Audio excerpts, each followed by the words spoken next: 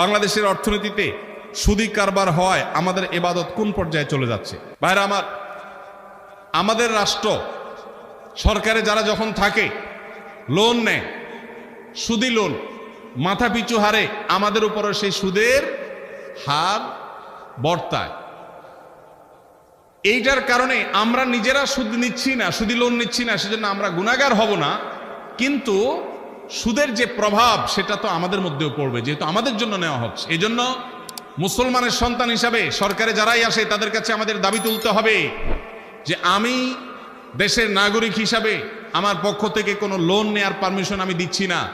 আমার দেশে আমলাদের, বিভিন্ন সরকারি কর্মকর্তাদের, রাজনীতিবিদদের অপচয়ের রাস্তা বন্ধ করে দাও।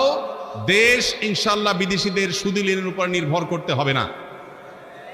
অতএব মুসলমান হিসাবে সেই দাবি আমার জোরে সোরে উচ্চারণ করতে হবে। আমাদের দেশের অর্থনীতি কত বছর আর বিদেশি সুদি লোনের উপর নির্ভর করে থাকবে?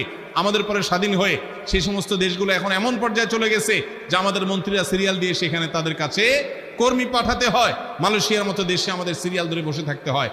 আমাদের এই প্রিয় স্বদেশ সুদি লোনের উপর নির্ভর করতে হবে না, যদি দেশের অপচয় এবং অপাত্রে, অজায়গায় কুজায়গায় অপব্যয় ইত্যাদি বন্ধ করা হয়। আল্লাহ আমার প্রিয় স্বদেশকে অর্থনীতিতে মুক্তি নসিব করুন।